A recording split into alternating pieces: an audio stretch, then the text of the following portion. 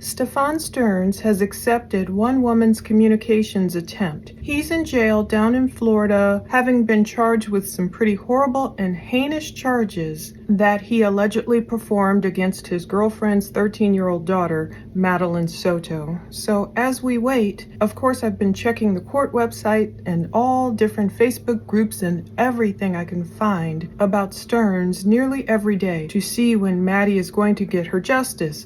So I found this quite interesting. This is a woman who posted something in a Facebook group and it looks legit. It's from Smart Communications. It says, "Congratulations, your connection request at Smart Inmate has been accepted by Stephan Sterns. You may now log into your account and exchange messages with this inmate." So yeah, it's not me, but I found it fascinating that Sterns accepted this woman's request. Now, she posted anonymously, but she accidentally included her email address. I don't know if she meant to do that, so I have redacted it. And her email address is based out of the UK. So this notification was sent to her. It looks like it happened on July 24th. She wrote, "What would you say to him?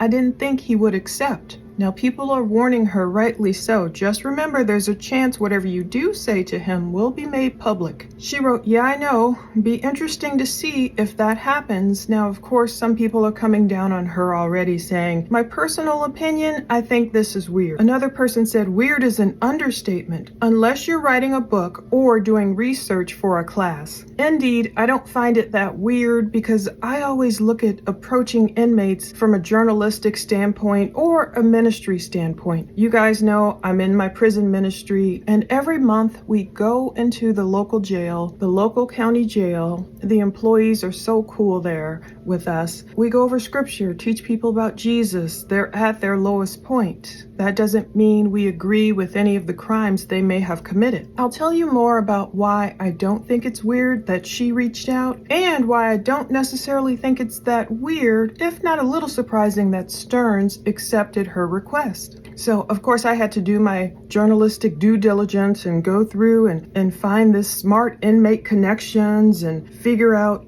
what this Smart Communications was all about.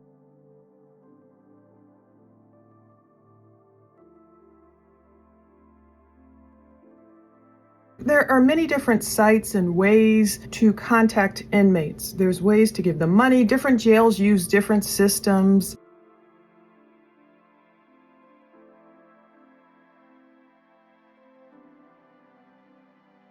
I had to make sure this looked legit before I made this video. And it does. I went through the same thing myself. I went to the Smart Communications, and you can search for Stephan Sterns, born in 1986. He's in the Osceola County Corrections Department in Kissimmee, Florida. So first, they make you search for an incarcerated individual. It says use the search form below to locate the incarcerated individual that you would like to connect with. You may search using their ID number, a partial name, a date of birth, or any combination. If you don't know the ID or date of birth, leave them blank. You can also search by first name alone or last name alone to get more results. But before you can use Smart Inmate, you must locate the incarcerated individual that you would like to connect with and add them to your account. So it has you please search. So I did find Stephan Sterns, his inmate ID 1419688, located in the Osceola County Corrections Department, born in 1986. Now, this is the step I didn't take that this other woman took. I just don't feel the need in my gut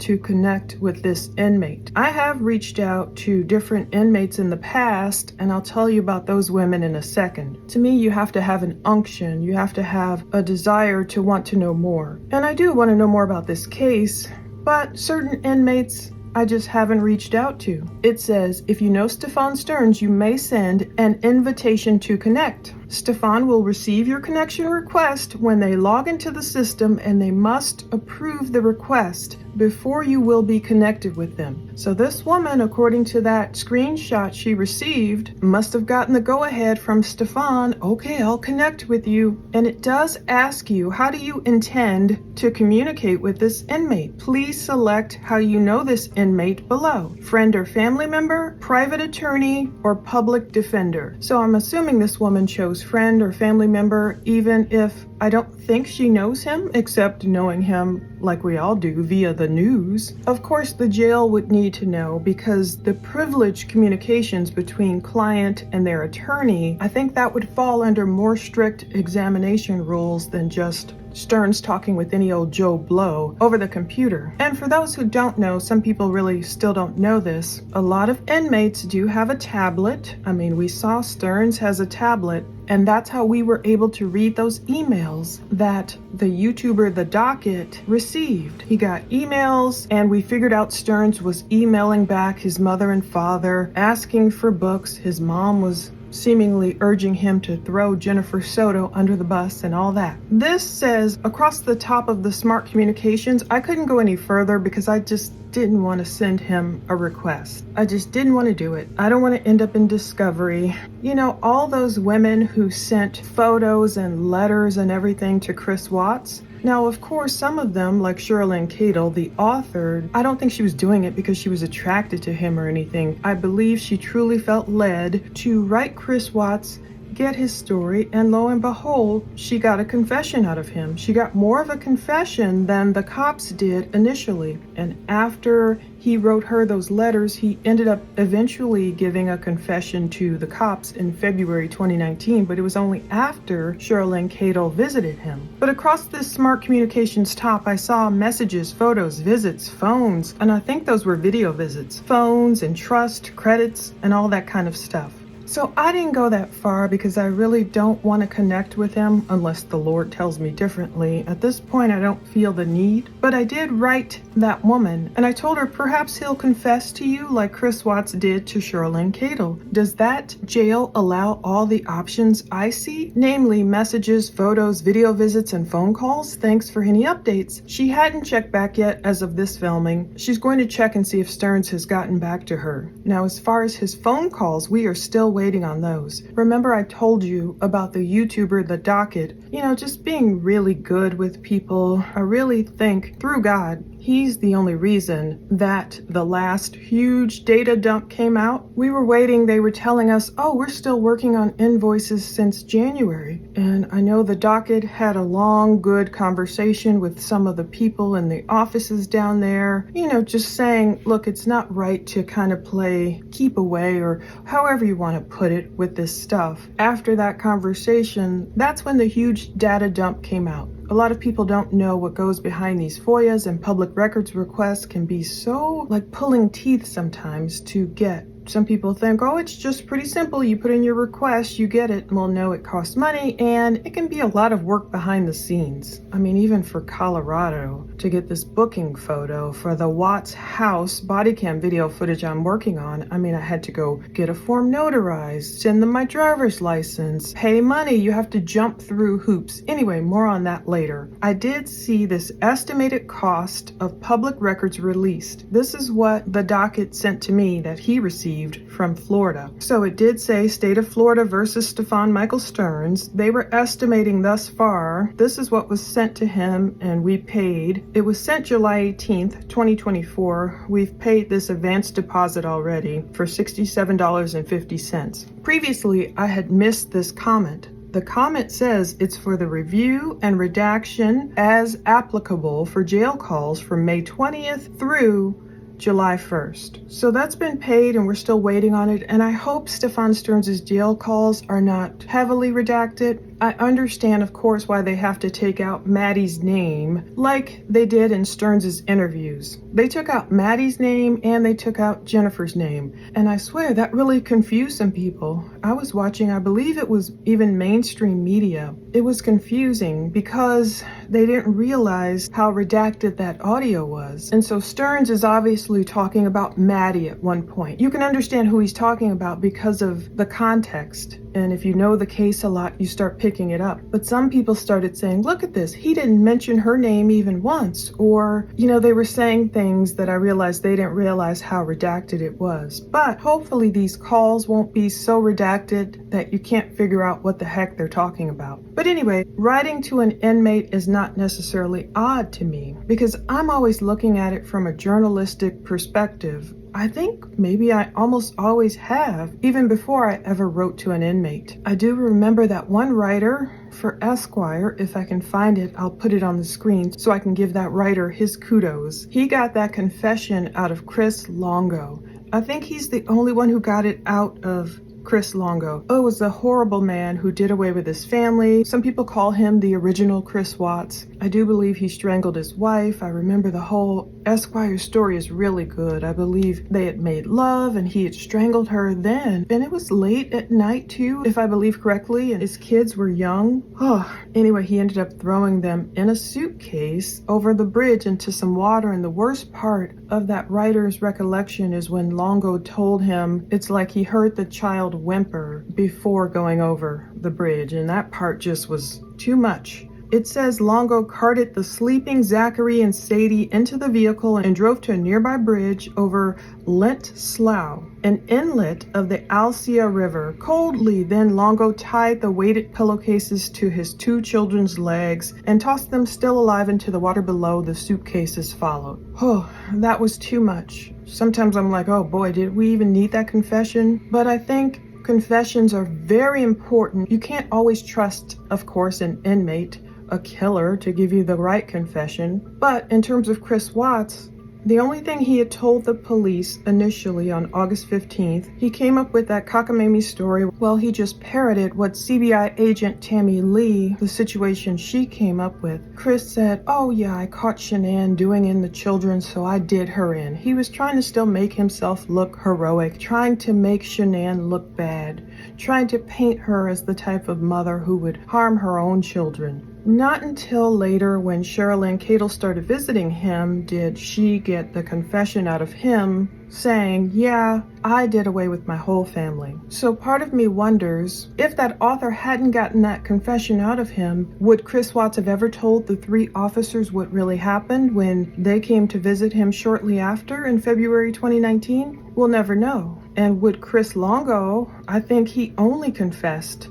to this particular Esquire writer. So it is important. Communications can do a couple of things. They can get justice for the victims by extracting a confession out of people. Stranger things have happened even before they're convicted, sometimes after they're convicted. And that second thing, the reason it's important to try and get closer to the truth, for example, in Chris Watts' case, at least he finally cleared Shanann's name by saying, yeah, I did away with all of them, it wasn't Shanann. Now, most of us knew, okay, it wasn't her anyway in the first place, we knew he was lying, but at least that brings us closer to the truth. And as heinous as that truth can be, at least the victim is still getting more of their justice because the public learns of their true plight, of what they actually suffered. That can really help a jury decide to convict a perpetrator. And not only that, it can help with sentencing, with death penalty decisions. Once they see just how truly heinous the crime is, like Longo's crime.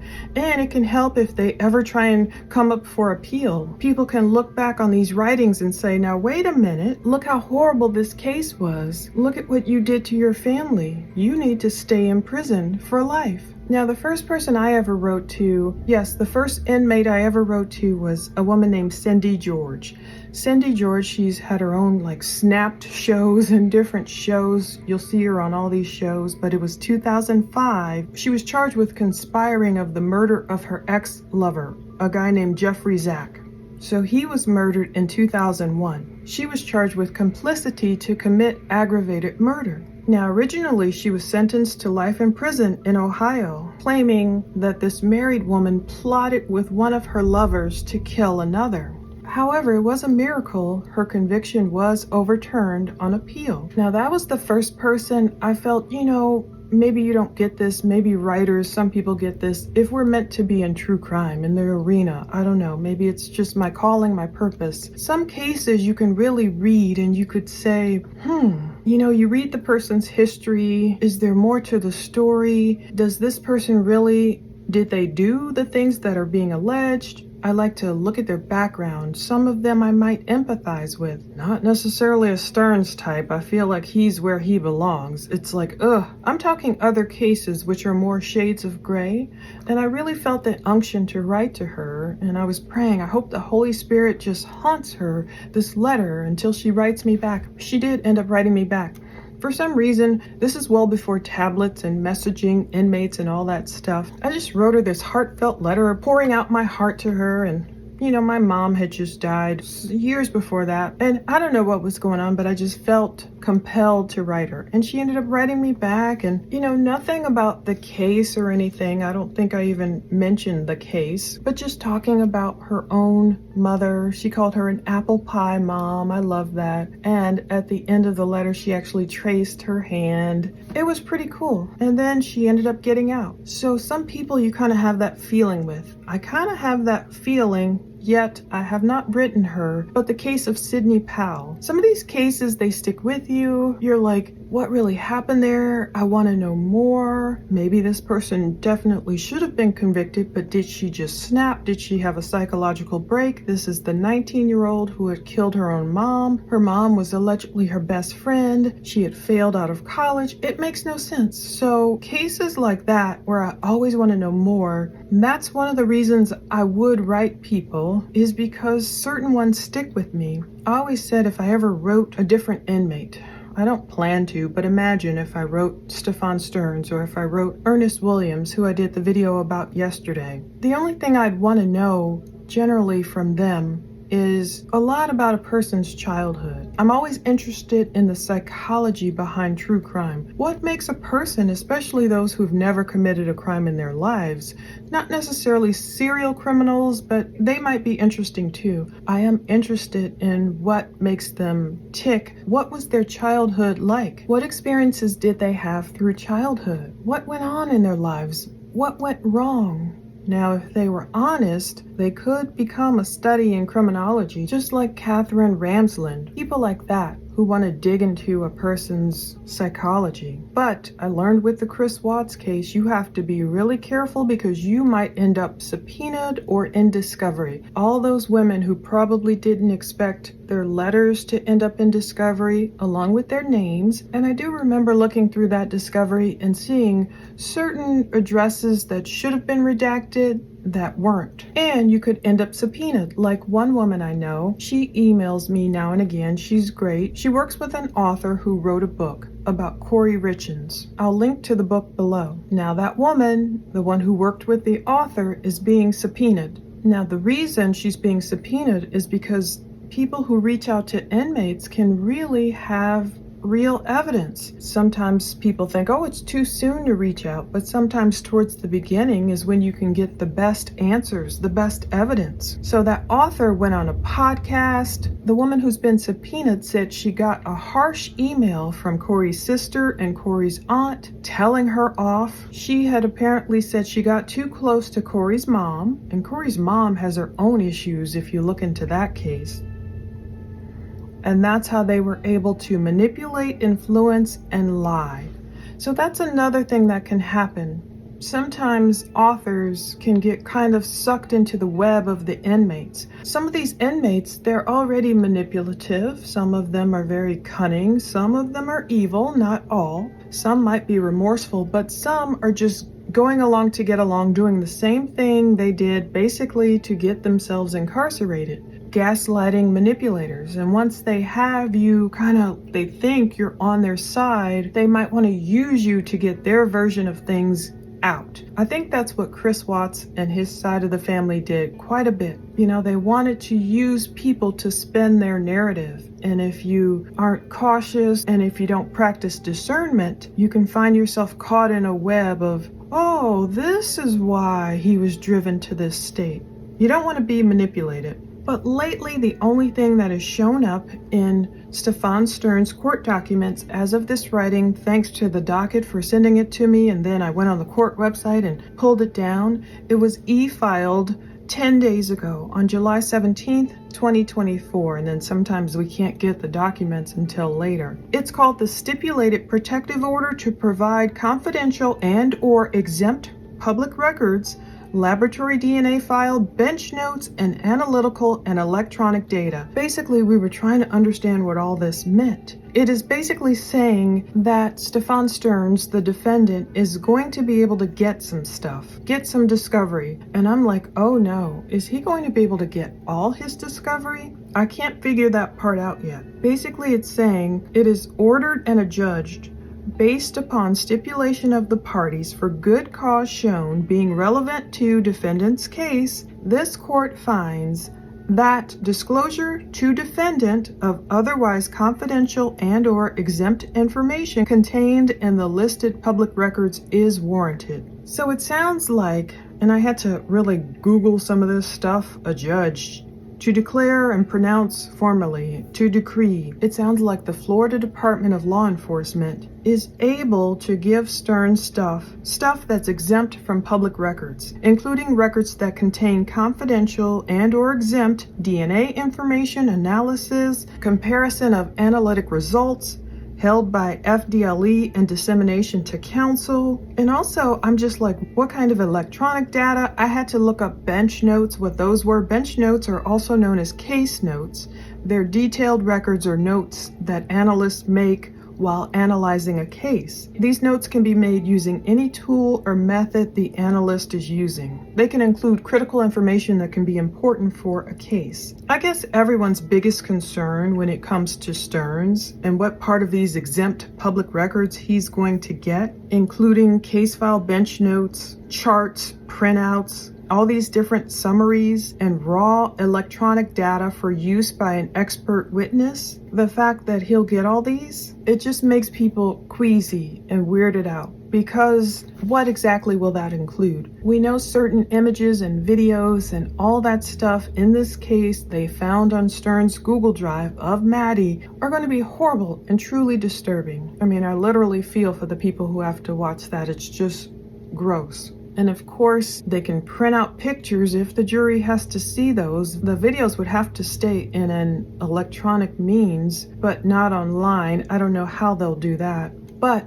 most folks are worried, will Sterns get to see all that stuff again? Will he get this information there in jail? I don't know how that part works. In showing an inmate the parts of their discovery they're allowed to see, is it during an attorney visit? Where does all this paperwork go? Does it come with him in his cell? You get my point. So it's kind of confusing. It's all in legalese, but that's the latest there. And then finally, we still have this issue with Osceola Sheriff Marcos Lopez. He doesn't want to answer the questions that WFTV is posing to him due to a busy schedule. You might remember Lopez is in hot water because for some reason he reportedly took a photo of Maddie at the crime scene where Sterns allegedly disposed of her down there, and he accidentally posted it to Instagram. Now, initially, he was saying he accidentally posted it, which I think is the truth. He probably didn't mean to put that photo in a carousel with,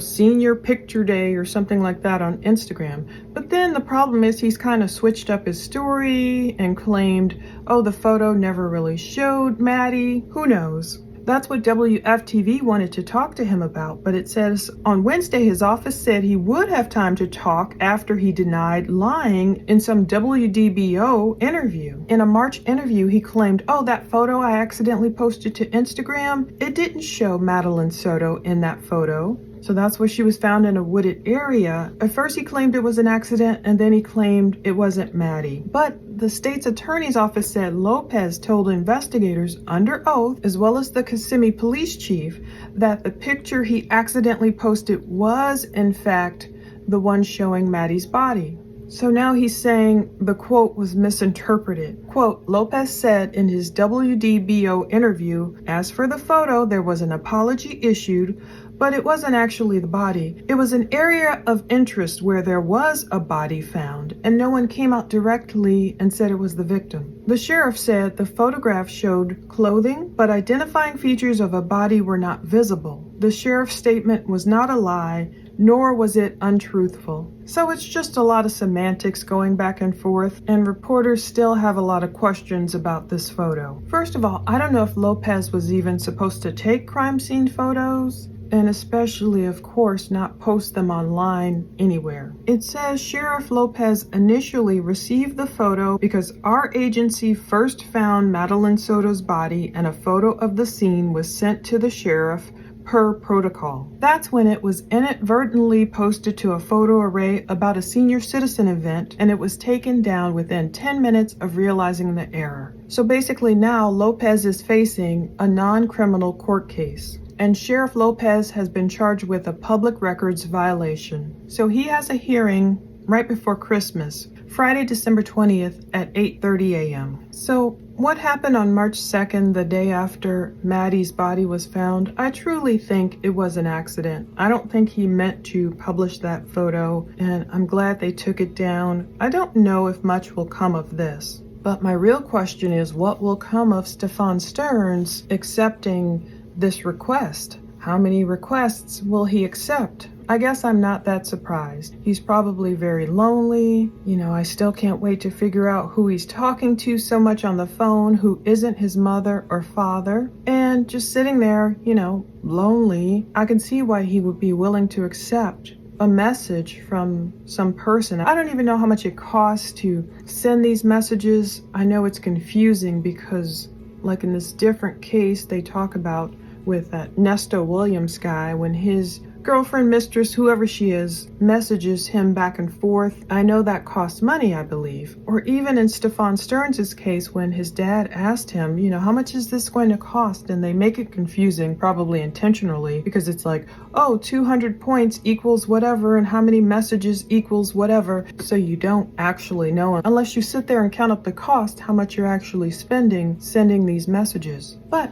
I hope we can get them through a public records request. We'll see. I can imagine Sterns would say, yeah, let me talk to this person, especially if it is indeed a woman, like I believe it is. Yeah, people are warning her, be careful indeed. He probably won't talk about his case, but maybe he'll talk about everything but his case. Who knows? But we still wait and pray, and again, every day, thinking of these victims, the ones who have been found, the ones who haven't been found, and just marching that drum of justice along the way. This one verse reminds me of what victims can hold on to. If they're on the other side of heaven, of course, they're not worried about necessarily some of these things, and this is why. Luke 12:1-5. Jesus said, I say to you, my friends, do not be afraid of those who kill the body, and after that have nothing more that they can do. But I will point out to you whom you should fear. Fear the one who,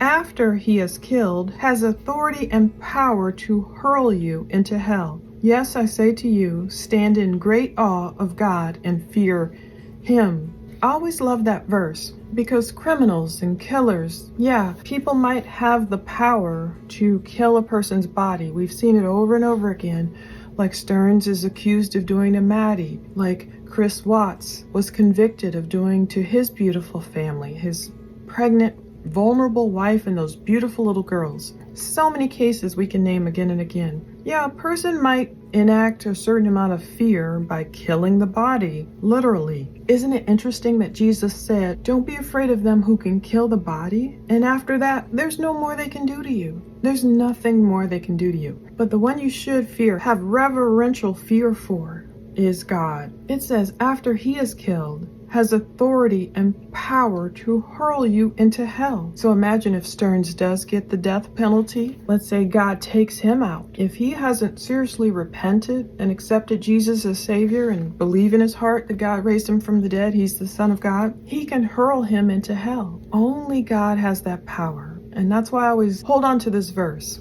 It might not sound initially hopeful, of course, for victims. No one wanted Maddie gone, except, of course, her killer. No one wanted Shanann Watts and her beautiful girls, her unborn baby, all these people gone. Their families missed them so much. All the victims out there, no one wanted them gone, but at least that's where their killer's power ended. Sure, you had the power to take them off this earth, but that's where their power ended. God has the power to do what he wants to those killers. That's where we should leave it today. We'll see where this Sterns case goes. We'll see Maddie get her justice. We'll see other cases where we're working behind the scenes. It's a lot. getting all this correct and true information, not just relying on mainstream media articles. I like to use them a lot. I like to start there, but then I like to use what I can learn from them and glean from them to go directly to police and get whatever we can get directly from them, because certain things do lend themselves to interpretation, and I don't want to interpret anything incorrectly.